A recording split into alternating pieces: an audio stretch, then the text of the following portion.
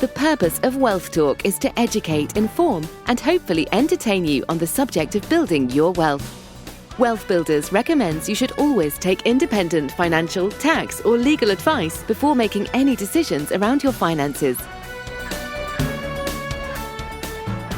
Welcome to episode 195 of Wealth Talk. My name's Christian Rodwell, the Membership Director for Wealth Builders, joined today by our founder, Mr. Kevin Whelan. Hello, Kevin.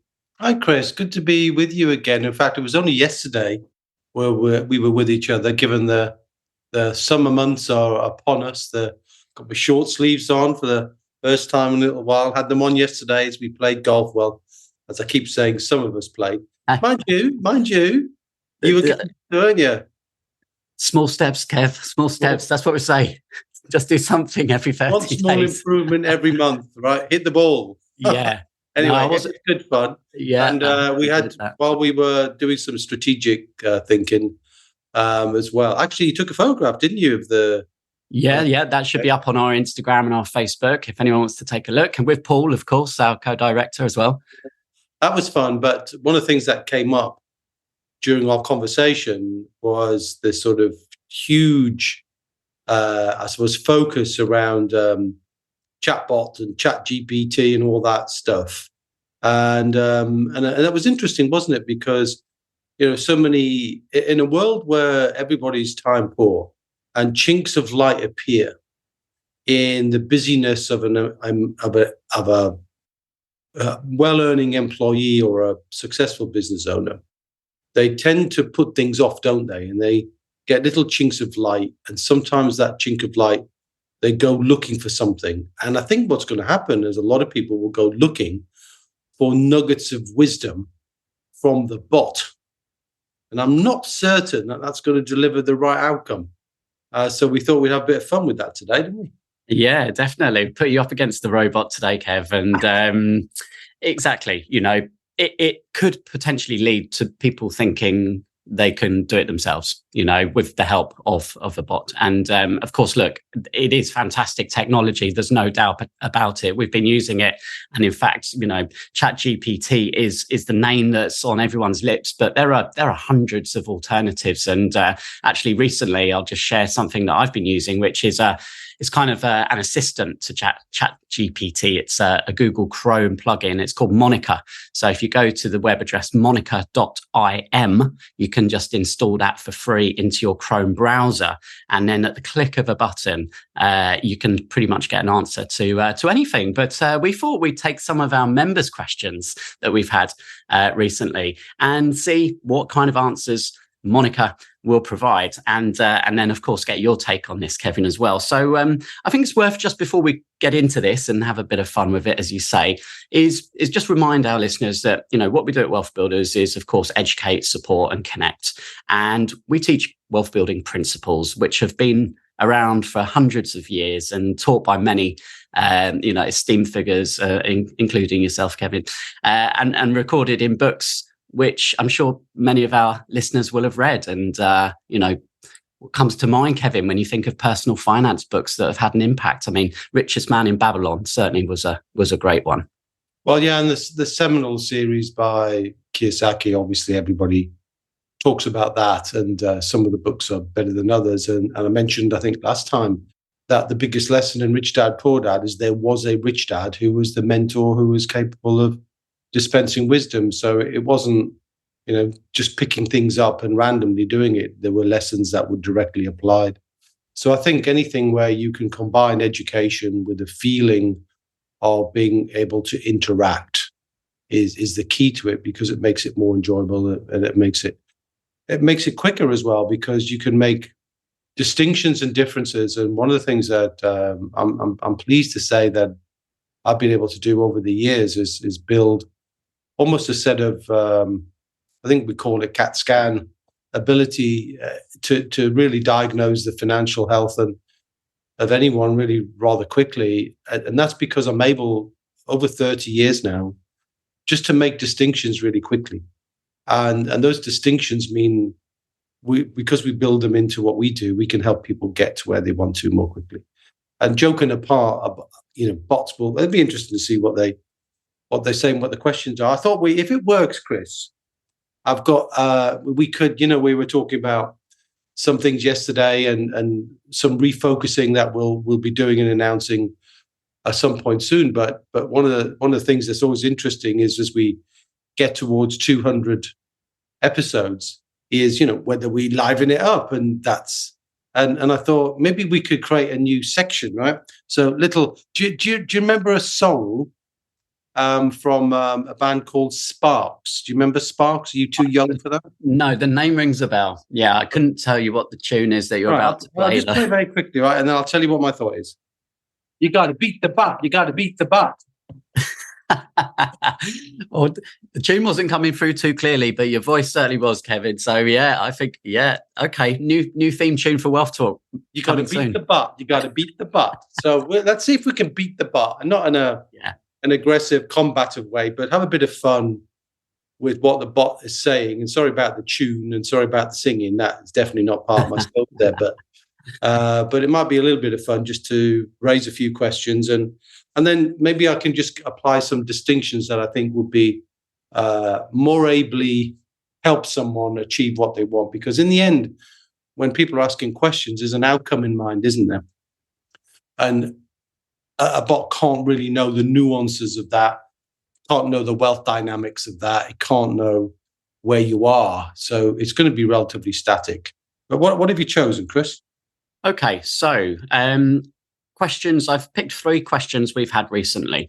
And so whilst we're having a bit of fun, we're sort of playing around with the chatbots. We're also going to answer these questions, which hopefully will be useful for you as well. So the first one was, how do I gift money without being taxed? Okay. So this was Monica's answer. There are a few ways to gift money without being taxed. One way is to use the annual gift tax exclusion, which allows you to gift up to a certain amount each year to an individual without being taxed. In 2023, the annual gift tax exclusion amount, and this is where it gives a dollar amount, was $16,000 per recipient. Another way is to make payments directly to a medical or educational institution on behalf of someone else, as these payments are not subject to the gift tax. However, it's always a good idea to consult with a tax professional for specific advice related to your situation. Yeah. Okay. Well, that's a relatively harmless thing, apart from obviously it went straight into American law, which has got nothing to do with British law. But the implied nature of the question is, can I make a gift without tax? It depends on what tax it is you're trying to avoid. So you have to know the tax position of the individual making the gift, and the tax position of the person receiving the gift, and what the overall intention of the gift is, right? So if the gift is like a granddad wants to make a gift of a junior ISA, you can make that gift, there's going to be no tax. You can make a pension contribution, like a stakeholder pension for a little one, that's going to be no tax. But, there are a few exemptions on tax, by the way, of all taxes. One of those is you can give a gift to your spouse, and that's always free. And the other thing that's really important is in inheritance tax, which is, I think, the root of that question about being able to give a gift. There are some exemptions, and they keep getting cut. So the exemptions, £3,000, it's nothing really in the context of life, right, as you're building your wealth. Smaller gifts when you're making them to grandchildren and for weddings and things like that. So we make use of those. But the one that everybody misses, okay, and it's the biggest one of all, if you're a wealth builder, is there's a funny rule in the UK that says gifts out of, in inverted commas, normal income don't count for taxes. In other words, if you can prove you've got enough income and you don't need all of the income you've got, you can give away as much as you want. So the secret then is to build your wealth, get a high level of recurring income, more than you need. Remember the levels? We haven't talked about the levels for a while. Financial insecurity to security, from security to independence, from independence to abundance. So when you've got more money coming in than you can spend in the life that you want to lead, then that's the point at which you can basically give away all of your income if you wanted to, because you've demonstrated and you made it clear let's say our normal, someone wants an income of 10,000 a month, and they spend 10,000 a month, and they're making 20,000 a month, they could give 10,000 a month away. So gifts out of normal income will qualify for that. And that's something that, you're not going to find in a book anywhere, that you apply the distinction, say, well, what does that actually mean? Well, it means if you can prove it, you can give away as much as you want. So there are no limits to what you can give away once you understand the rules. Hopefully that distinction helps. Interesting. Yeah, no, that did indeed. Okay, so let's try another one then.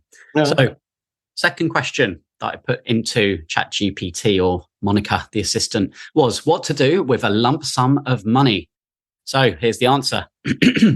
There are many options for what to do with a lump sum of money, depending on your financial goals and current situation. Some common options include paying off debt. If you have any outstanding debts, using your lump sum to pay them off can be a smart move. This could include credit card debt, student loans, or a mortgage. Number 2, invest. Investing your lump sum can help you grow your wealth over time. Consider speaking with a financial advisor to determine the best investment strategy for your goals and risk tolerance. Number 3, save for the future. If you don't have an emergency fund or retirement savings, using your lump sum to start saving can be a wise decision. Number 4, treat yourself. While it's important to be responsible with your money, it's also okay to treat yourself once in a while. Consider using some of your lump sum for a vacation, home renovation, or other personal expense. Ultimately, the best choice for what to do with your lump sum will depend on your individual circumstances and priorities. Quite a comprehensive one, wasn't it, really?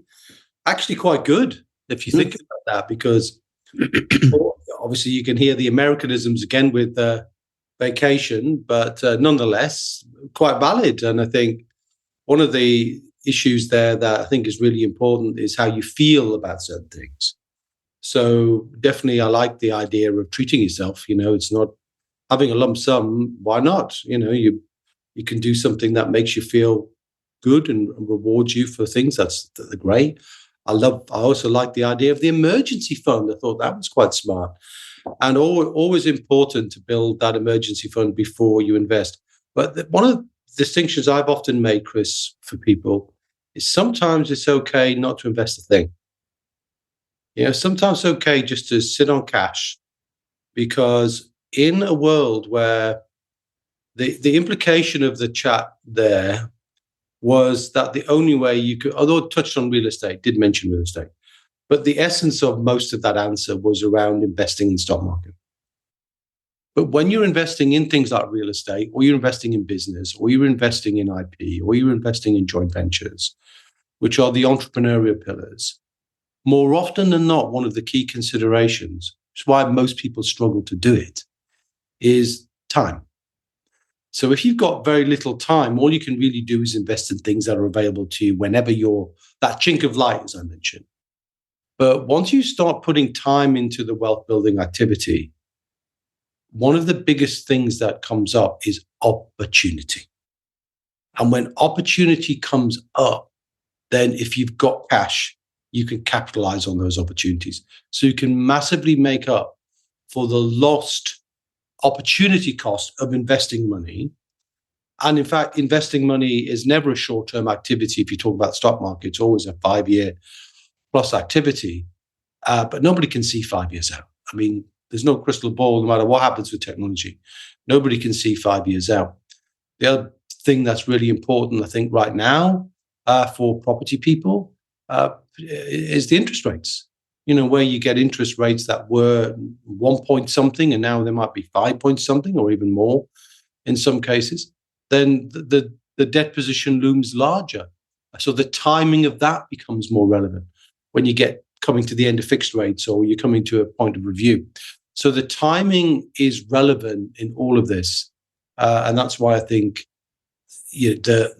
a bot is never going to give you what's happening right now and what's your unique situation right now. But actually, I was impressed with that one. Yeah. As a general principle, it touched on all the good stuff there, I thought.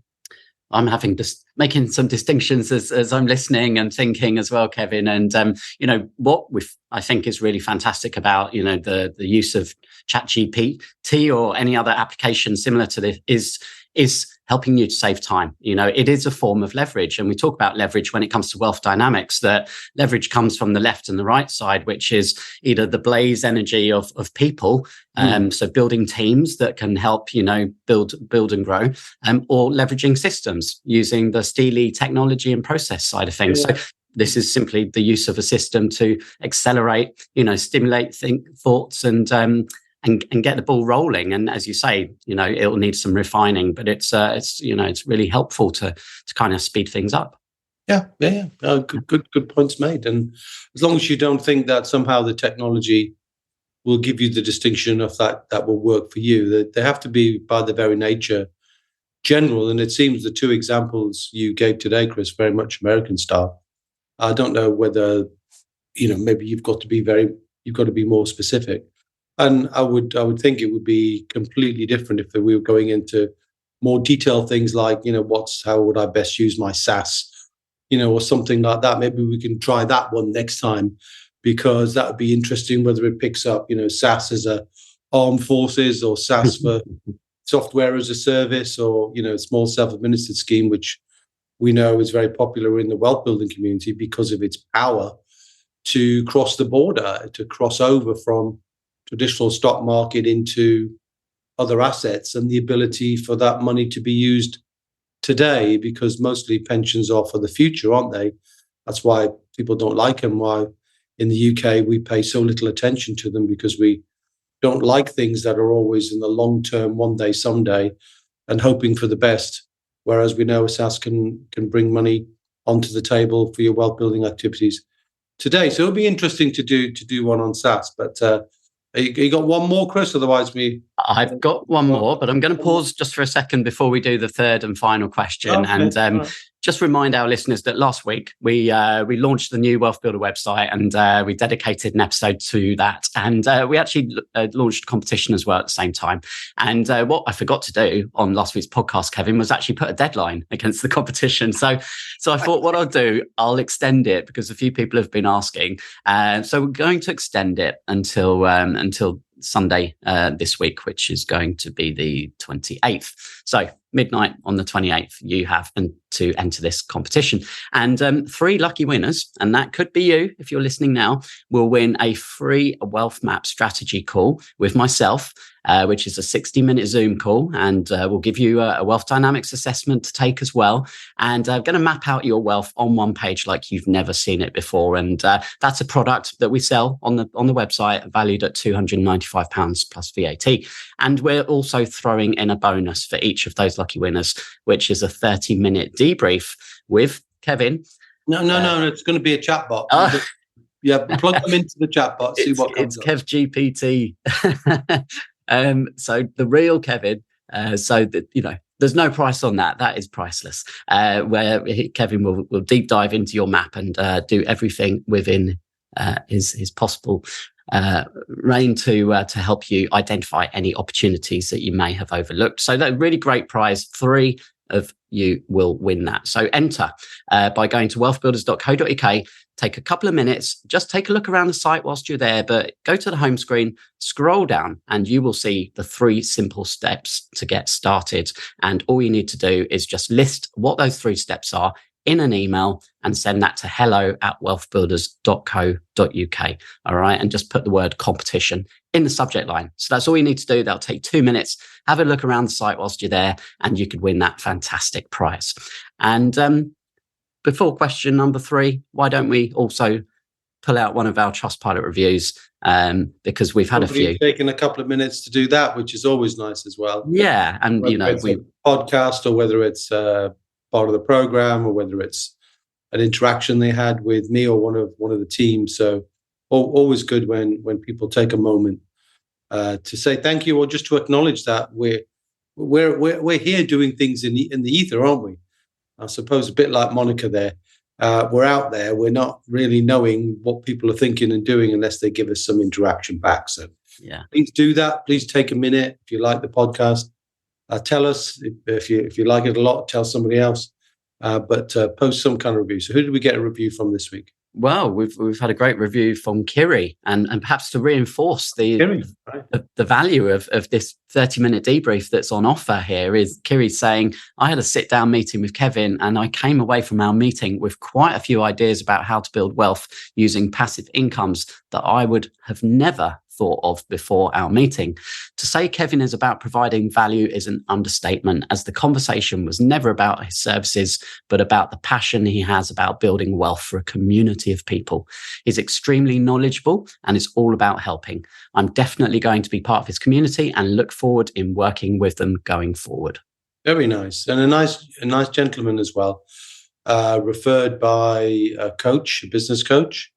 And he wanted to take some of the good work he's doing in his business. And sometimes, business owners get very close on the inside of their business that they often don't realize there's a recurring income stream inside their business, which they can work on at the same time as working in their business. What I'm saying is, we've said this third time I've said this now, which is business owners in particular, because they've got I suppose they become circus acts, and no disrespect intended, but they juggle balls and spin plates, don't they? Continually, always under pressure to do this, to do that, to deliver this, to deliver that, whether it's payroll, whether it's services, whatever it is, there's always that pressure that continually applies to them. And the wealth building activity and doing things like protecting their roof and protecting their family doesn't get done. Now, the point I'm making here, though, is if you can sit down with a business owner like I did with Kiri and say, well, look, Kiri, there's probably recurring income in the very thing you're doing day to day. Why don't we look at that first? Because then you're not having to take time out of that to build your wealth, almost like it's a separate activity. You could do that now. So let's have a look at that. And, there are always ways to create a recurring income. And I try and encourage people to be, money magnets, recurring income inside their business, make more profit, build recurring income outside of your business. So in and out. And you're constantly, if you're able to do that, you're building more bandwidth and you're creating more time for yourself.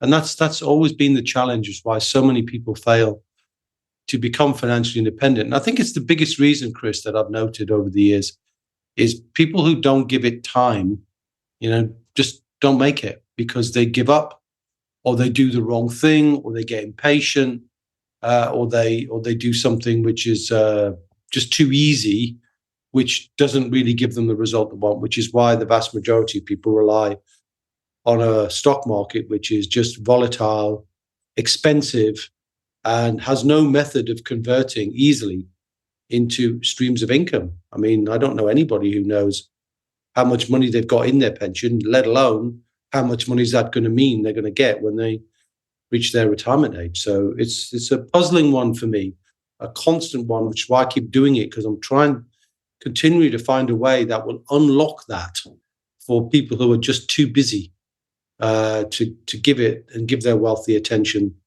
that they could do. And 5 years of time is what it takes. I don't mean literally 365 days times 5 that you've got to give up, but you need a day a month, and taking small steps every month is what we encourage. Never let 30 days go by without doing something positive to build your wealth. And that's what we want people to do. Do one thing each month. And if you can do one thing each month, you will get there. It will just be slower if it's one thing, and it'll be faster if it's two. So anyway, I'm on my soapbox about helping people become wealthy again. But Kiri was a great example. He was busy. Nice guy, but busy. But the fact is, because he was in London and I was in London, on the same day, I said, let's sit down and have a coffee together. So, and I think that helped him by meeting in person rather than if somehow I'd created this in some kind of a chatbot. Yeah. Well, we put the Wealth Builders Academy together, Kevin, to help people to move from financial insecurity to financial independence. And we very clearly state that process, on average, takes about 5 years. And we put together the recurring revenue roadmap. That's a 9-step roadmap, which you just have to follow those steps. And if you do, as you say, taking small steps every month, you will eventually get there. And it's amazing, actually, how many calls I have with our members, and we do a 6-month review. We then do a 12-month review. And the first step in the roadmap is mindset. And that, is a combination of things, wealth dynamics, but also really getting clear and accepting the fact that this is a marathon, not a sprint. This will take several years. Are you committed to that process? That's right at the beginning. And those people who really, accept that, when we get to the 12-month review, they maybe look back and they say, well, I haven't made a whole heap of recurring income in the first 12 months, but you know what? My confidence is through the roof. I know if I stay on this track I'm going to get there. And, I've really got a clear plan now, and I feel really good about that. And then year 2, year 3 is when the momentum builds. That's when the cash flow starts to really show up. And it's people who drop off after that first 12 months because they're not seeing the results, that are simply just never going to make it. And so what you're saying there, we see that day in, day out, and you have to understand that this is a long-term plan. Yeah. And, I think we've said enough about that over the years, but I think the chink for me, for people, the chink of light I ask people to find is see if you can find a way to get yourself an extra few hours, whether you can negotiate that if you've got a job. Can you do, and we give our staff, don't we, a half a day every month so they can build their own wealth. We give them that time, pay for it, because we want them to build their wealth so they can be independent of any job. Obviously, we love them being in the team, but in the end, they need to be financially independent. So if you can find that time or allocate some time or box some time, whatever language you use to be able to do that, that's when it happens much more quickly, rather than wait to see what time you've got left, because it never happens. It's when you physically allocate the time is when it works better. And this is a perennial problem, Chris. It's just going to be there forever while people get consumed by the day-to-day activity of being paid an income from a job or making profits in a business. It's never going to change. Yeah. Well, talking of time, ding ding, it's time for round 3. So where are we? Okay. Are we 1-1 or are we 2-0?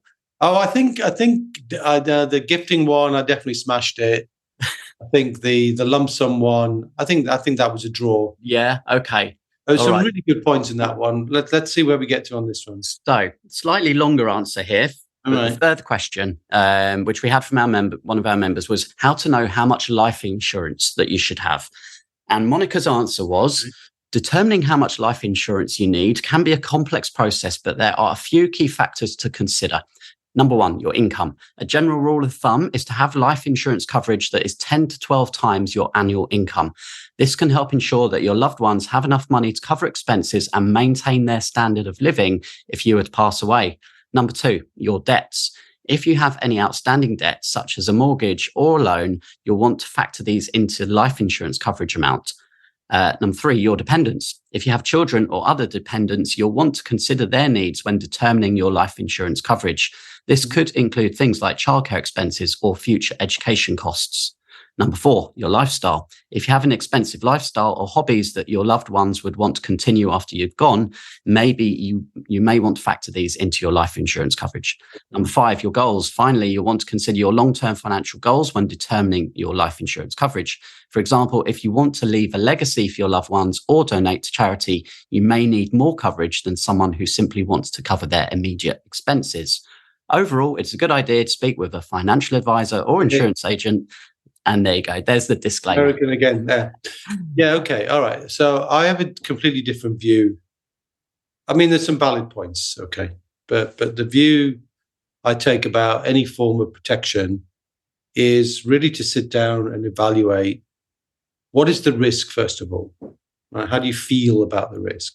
So let's just talk about death there, because that's an obvious one. So when you look at the impact of your death on others, the way that we have a wealth builder view, which is if you're in wealth builders or you want to be financially independent, then that's the outcome you want for your family, come what may. If you survive, you want that for yourself, and if you don't, you want that for them. So the starting point is to say, well, what is the lifestyle? What is the income? Putting aside the point about debt, I think that's a very valid point. Always looking at what you need to pay off debt. If you want to pay off debt, and in some cases just getting to a reasonable debt equity level, particularly if you've got a property portfolio. But putting the debt to one side, let's deal with the income side. Then if you've got a target of £10,000 a month, for example, for your family, and you know that if something happens to you, that isn't going to happen, then you've got three things you can do. First of all, you assess it and go, well, what's the gap, right? So I've now got 2,000 of recurring. My gap is 8,000. So how do I get that? And then you kind of assess, well, do I want to cover it in full? Right. So I want insurance that will pay that as an income, because you can buy life insurance that pays an income. Do I want to part mitigate it? So, I've given some of the skills, we will have paid off some debt. Some of the money will be there. My partner or my wife or spouse or whoever is engaged in the process, so they can continue to do a part of it. So you can part mitigate, or you just simply ignore it and say, well, I choose to ignore the risk. But that's a choice. So, and most people choose to ignore the risk, or they get life cover that's defaulted by some insurance agent, let's say, that says just pay off your mortgage debt. So I think it's a complex issue that demands looking at, what do you want to be paid off, like debt, for example, because you pay off debt, it will reduce the cost of living for sure, or improve your profit if you've got a portfolio. And what level of income do I want my family to have? Once you've done that, just get the quotations in, and you can cover it for 5 years. So instead of covering it for your lifetime, if you're on the plan, and your partner's on the plan, you can say, well, we can cover that for 5 years. So you can get a really large sum and just cover it for 5 years or 6 years or 7 years or 10 years. Doesn't have to be 20 or 30 years into the future, because you're combining the life insurance that you need with a plan to continue building your wealth. And that means also taking into account what pensions you've got, because that's life cover in disguise. And if you've got a business, the other thing which most people don't realize, that if you've got a business, you can get the taxman to pay for it. So the taxman can pay the cost. So it means if the taxman is going to give you 20 or 25% of the cost, then you can either get 20 or 25% more cover, or cost you 20, 25% less. So there's so many nuances in there that often get overlooked with the simplicity of what's my debt? And then when you're looking at life cover, over how long do you want to cover it? Well, you don't know if the partner's engaged in the plan or not, and so on. So it is complex, but that complexity demands having a conversation. And I think the conversation should come from a place of trust and support, where somebody's trying to help you get what you want, not somebody trying to sell you the most they can get. Because life insurance salesmen get paid more the longer you take the cover out for. Right? A lot of people don't know that's commission. The longer the cover, the more commission they make. So they want it for longer. And I'm suggesting you do it for what you think you can achieve in your plan, which is why when we do the wealth map, Chris, this example you're going to give away free, part of the benefit, which you won't be able to show them in that length of time, but we've also got a goal targeting exercise, which shows you how you can plan for certain things, and you can build some of this complexity in. But it's way beyond the scope of a 45-minute or an hour's conversation. But this is the sort of stuff that we're very passionate about. But it demands deep thinking and conversations, not just a casual interaction with a chatbot. I think I beat it 2-1, don't you? I think you were a worthy winner there, Kevin. Well done. Yeah, congratulations. Monica's got a little bit of work to do to build those years of experience that you can. But she's only a baby, isn't she? Yeah. No, that's been good. And I enjoyed that. It was interesting. Yeah. And it would be interesting to do it again with some other more complex issues that people will probably end up searching for. It would kind of be interesting for us to keep that in mind. And maybe there's a way at some point we can put some of the wisdom into our own version of that, so that it doesn't reside in anybody's head in particular. We can bring a wealth builder's view out and make it more accessible for those people who do, as I say, have a little less time. Maybe we can build our own distinctions into our own version. Yeah, sounds good. So thanks for listening. As always, if you enjoyed today's episode, please do share this with a friend or a connection who you think might benefit from this. We're passionate about helping thousands and thousands of people, Kevin. It's our mission. Every day we're building the community, and we're so pleased to have you with us. And I think that's pretty much time for us to sign out for this week, Kevin. So we'll be back same time, same place next week. We will. Until then, my friend, see you, or get Monica to tell me where you've been. All right. See ya. We hope you enjoyed today's episode. Don't forget that we are constantly updating our resources inside the Wealth Builders membership site to help you create, build, and protect your wealth. Head over to wealthbuilders.co.uk/membership right now for free access. That's wealthbuilders.co.uk/membership.